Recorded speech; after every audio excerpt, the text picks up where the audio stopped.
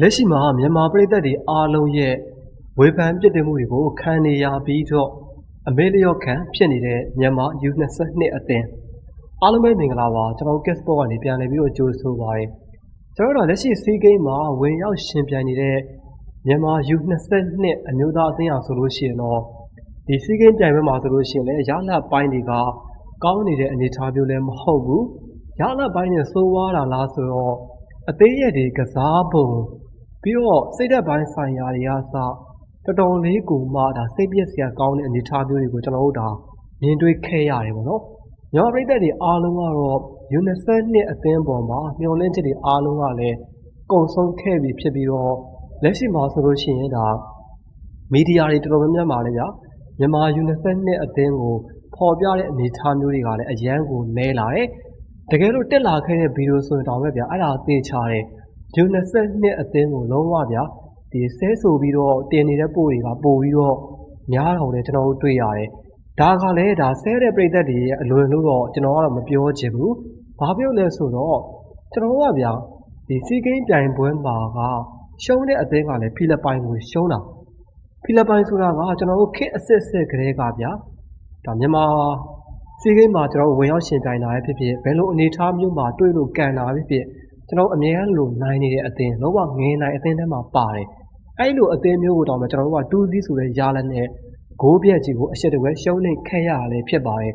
ရှုံးတာတော့မှရိုးရိုးရှုံးတာတော့မဟုတ်ဘူးလုံးဝဗျာခြေစွမ်းခြေစားကလည်းမရှင်နိုင်ခဲ့တယ်လို့စိတ်ဓာတ်ပိုင်းအရာဆိုလို့ရှိရင်လည်းဘာဆိုဘာမှကိုမရှိခဲ့တဲ့အနေအထားမျိုးနဲ့ကိုကျွန်တော်တို့ကရှုံးခဲ့ရတာအဲ့လိုအနေအထားမျိုးကိုကြည့်တဲ့ဘယ်ပြိသက်ပဲနေပေါ့နော်စိတ်ဓာတ်ကြမယ်ပြီးတော့စိတ်တိုင်းမကြဖြစ်မယ်ဆဲဆိုမိတဲ့အနေအထားမျိုးတွေကတော့ရှိမှာပဲဒါကပရိသတ်တွေရဲ့အနေအထားကတော့အဲ့ပုံစံတိုင်းပဲလာမယ်ဗျာသူတို့အနေနဲ့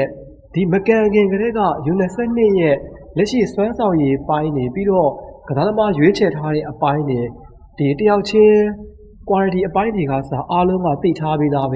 ဒီစီးကိန်းပြိုင်ပွဲမှာဒီ U22 အသင်းကိုကျွန်တော်တို့ဘာမှမျှော်လင့်လို့မရဘူးဆိုတဲ့အနေအထားမျိုးတွေကိုအားလုံးကလက်ခံထားပြီးသားဒါပေမဲ့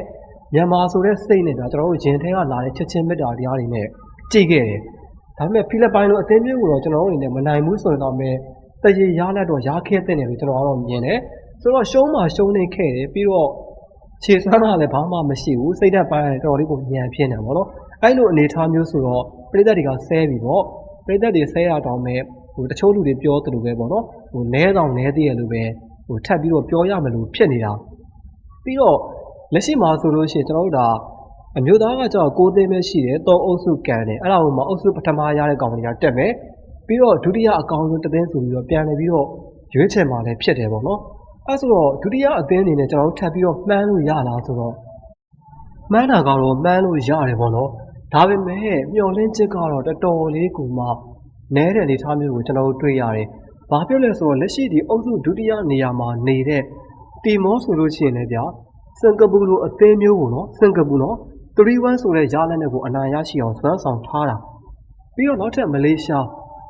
ဆိုလို့ရှိရင်လည်းလာအိုအသင်းကို4-1ဆိုတဲ့ရလဒ်နဲ့အနိုင်ရရှိအောင်ကစားထားတာကိုလည်းတွေ့ရတယ်ပြီးတော့ကျွန်တော်တို့ကမှန်းမိပဲထားအောင်တော့ကျွန်တော်တို့နောက်ဆုံးကန်ရမယ်ပွဲစဉ်ကအင်ဒိုနီးရှားနဲ့ကန်ရမှာကျွန်တော်တို့ဒါမြန်မာ U22 အသင်းကအင်ဒိုနီးရှားဆိုတာကဒီလက်ရှိအာဆီယံဒေသအတွင်းမှာဆိုလို့ရှိရင်တော့ခြေစွမ်းပိုင်းအရာဒါကောင်းတဲ့အသင်းထဲမှာပါတယ်ပြီးတော့ကျွန်တော်တို့မြန်မာနဲ့တွေ့လို့ရှိရင်လည်းဒါမြန်မာအနေနဲ့အများကြီးလို့ရုန်းကန်ရလို့ရှိတဲ့အနေအထားမျိုးလေးရှိတယ်ပေါ့နော်ဆိုတော့အင်ဒိုနီးရှားကိုကျွန်တော်တို့ကနိုင်ဖို့ဆိုတာကလည်းလုံးဝကိုမသေးချဘူးတကယ်လို့နိုင်တယ်ပဲထားအောင်တော့ကျွန်တော်ဘယ်နှဂိုးသွင်းနိုင်မှာလဲအများဆုံး2ဂိုးပဲဗျာသိရမလား2ဂိုးလောက်ပဲ3ဂိုး4ဂိုးလောက်ဆိုတာလုံးဝဖြစ်လာဖို့ကတော်တော်ကြီးကိုမှမဖြစ်နိုင်တဲ့အနေအထားမျိုးထိကိုကျွန်တော်တို့ကပြောလို့ရတယ်ဆိုတော့မှန်းနေဆိုတဲ့အနေအထားမျိုးတွေတော့လုံးမနေနဲ့တော့ဗျာကျွန်တော်တို့အနေနဲ့ဒါနောက်ဆုံးအရှစ်ပြေပေါ့နော်ဒီအနိုင်ကန်လိုက်တယ်လို့ပဲကျွန်တော်တို့ဒါသဘောထားလိုက်ပေါ့အဓိကတော့နောက်တစ်ခါကိုတက်တယ်မတက်တယ်ကတော့ဒါထားလိုက်တော့ကျွန်တော်တို့ဒါလုံးဝပြောင်းလဲလို့မရတော့တဲ့အနေအထားမျိုးလောက်ထိကိုဖြတ်သွားပြီဘာဖြစ်ဆိုတော့ဒုတိယနေရာမှာရက်နေတဲ့အသင်းတွေကဒါ4-1နေ3-1နေအဲ့လိုအသင်းမျိုးတွေရှိတယ်ကျွန်တော်တို့ကနိုင်ခဲ့တော့မှအဲ့လောက်ထိရလာမျိုးထွက်ဖို့ဆိုတော့တော်တော်လေးကိုနဲတယ်ပေါ့နော်ဒါကြောင့်မလို့ကျွန်တော်တို့အနေနဲ့ဒုတိယအကောင်းဆုံးကိုလည်းမျှော်လင့်ဖို့ဆိုတာကလုံးဝယူဖို့ဒါမသေးချာတော့တဲ့အနေအထားမျိုးမှာရှိတယ်ပေါ့နော်ဒါကြောင့်မလို့လဲကျွန်တော်တို့ဒါမြန်မာ U22 အသင်းကလက်ရှိမှာဆိုလို့ရှိရင် မီဒီယာတွေမှာလည်းတိတ်ပြီးတော့မဖော်ပြသလိုဖော်ပြလို့ရှိရင်လည်းဒါဆဲတဲ့ပို့တွေအဆဲခံရတဲ့ပို့တွေပို့ပြီးတော့များတယ်ပေါ့နော်ဒါနဲ့လက်ရှိခြေစွမ်းခြေစာစိတ်သက်ပိုင်းအရာဆိုလို့ရှိရင်တော့ပြီးတော့ဒီနီးစနစ်ပိုင်းတွေပေါ့နော်ဒါတော့ဒီနီးပြတွေလည်းလိုတာပေါ့ဗျာအဲ့တော့တကယ်ကိုထိုက်တန်တဲ့အနေထားမျိုးလို့ပဲကျွန်တော်တို့ပြောချင်တယ်ဆဲတဲ့သူတွေရဲ့အလွယ်မဟုတ်ဗျာလက်ရှိဒီကစားသမားတွေကိုယ်တိုင်ကရောဒီသွမ်းဆောင်ရည်မကောင်းတာလည်းပါတယ်ပြီးတော့နီးပြအဖွဲ့ညံ့တာလည်းပါတယ်ပေါ့နော်အဓိကတော့အကုန်လုံးညံ့နေရပါဗျာပြည်သက်တွေကတော့ဘယ်နေရာဖြစ်ဖြစ်တာဝန်ကျတဲ့အနေအထားမျိုးမှာရှိပါတယ်